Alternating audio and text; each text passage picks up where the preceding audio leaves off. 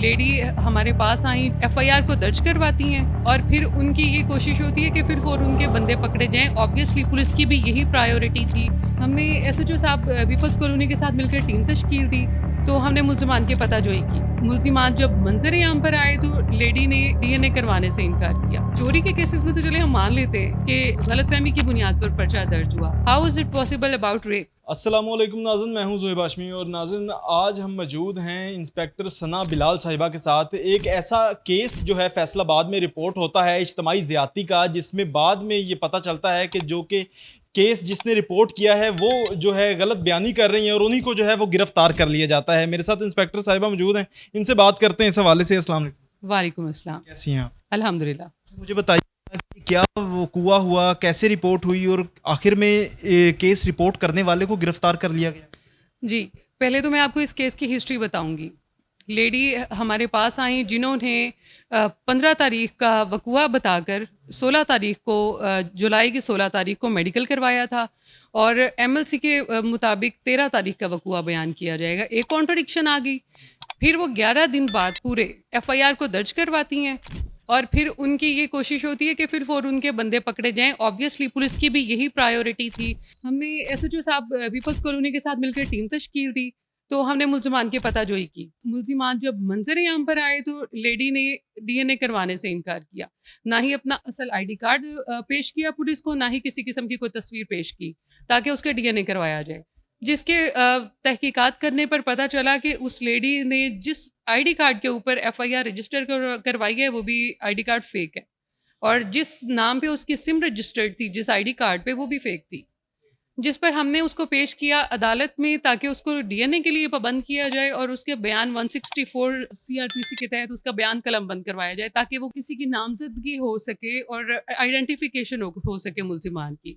जबकि लेडी ने पसे पर्दा मुल्जिमान से 2 लाख रुपए पहले ले लिए और बयान देने के बाद 5 लाख फिर ले लिए और बयान ये दिया कि ये मेरे मुल्जिमान ही नहीं हैं, मुल्जिमान ने मेरी तसल्ली करवा दी है, ये मेरे मुल्जिम नहीं हैं। चोरी के केसेस में तो चले हम मान लेते हैं कि गलतफहमी की बुनियाद पर पर्चा दर्ज हुआ। How is it possible about rape? कैसे एक विक्टिम को नहीं पता कि उसका रेपिस्ट कौन है, जबकि वो बाय नेम उनको नॉमिनेट कर रही है।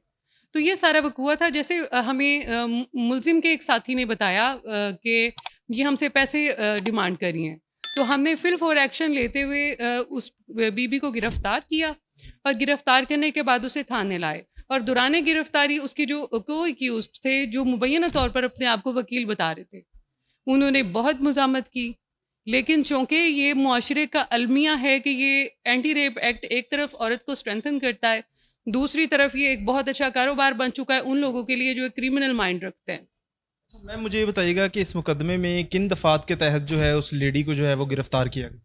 जी, एंटी रेप एक्ट का सेक्शन 22 है जिसमें 2AB जो है उसके तहत जो किसी भी अफसर को किसी भी एक्ट की कमीशन या ओमिशन पे मजबूर करना ऐसी गलत इन्फॉर्मेशन दे के, तो एंटी रेप एक्ट के तहत हमने 22 सेक्शन 22 2AB और 213 के किसी के से माली फ़वाइद हासिल करना उसको पनिशमेंट से बचाने के लिए और 353 पीपीसी जिसके तहत पुलिस के साथ मज़ामत की जाती है। अच्छा, ये बीबी का जो एक्ट था ये ऐसा था कि वो उनको ब्लैकमेल करके या पैसे ऐंठने की कोशिश की गई। क्या ये लोग इससे पहले भी किसी इस तरह के केस में मुलविस थे? उसका लेडी का फेक आईडी कार्ड का इस्तेमाल इस बात का की शहादत है कि लेडी पहले भी इन कामों में मुलविस थी। इस लेडी का तरीका वारदात ये है कि ये अपने फेक आईडी कार्ड इस्तेमाल करती है, किसी और के नाम पे सिम अपनी एफआईआर रजिस्टर करवाती है और सिम्स यूज़ करती है, सिम कार्ड्स। और दूसरा ये कि हम ये लोगों को ट्रैप इस तरह से करते हैं कि उनके साथ पहले लव अफेयर्स करते हैं।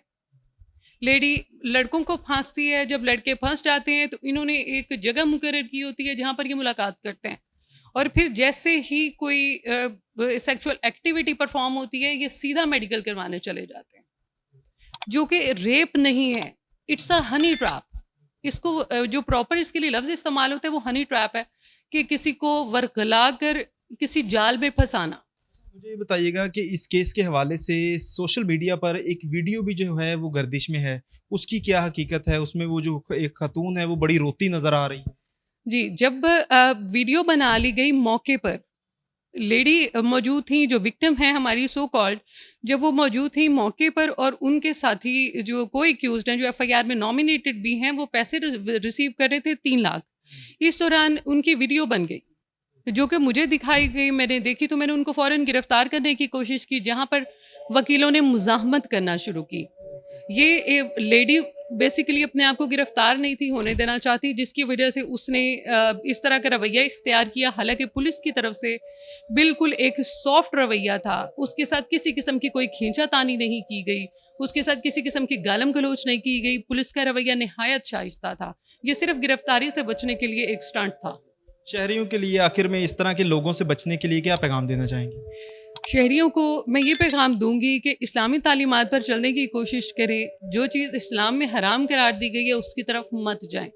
जो हनी ट्रैप्स दिए जा रहे हैं इस टाइम पे नौजवानों को इस तरह की पेशावर ख़वातीन की तरफ से, उसमें फंसने के बाद वो अपनी जायदादें भी बेचते हैं, अपनी इज्जत भी गंवाते हैं और अपनी फैमिली की रिप्यूट सारी ज़िंदगी के लिए उनकी ख़राब हो जाती है। तो मैं यही पैगाम देना चाहती हूँ कि अपनी अतवार, अपनी वैल्यूज़ को जहन में रखें और एक जो रास्ता हमें इस्लाम ने दिया है उस रास्ते पे चलने की कोशिश करें। बिल्कुल नाज़रीन, हमारे साथ इंस्पेक्टर सना बिलाल साहिबा मौजूद थी, जिन्होंने इस केस को जो है वो हैंडल किया और जो कंप्लेन करने वाली थी, जो कि गलत बयानी की उन्होंने और गलत पुलिस को इन्फॉर्मेशन के तहत जो है कंप्लेन दर्ज करवाई, उनको जो है वो अरेस्ट किया और कैफरे किरदार तक पहुँचाने के लिए अदलिया के आगे जो जुडिशल है वो भी किया जाएगा। इसी के साथ मुझे इजाज़त दीजिए। अल्लाह निगहबान।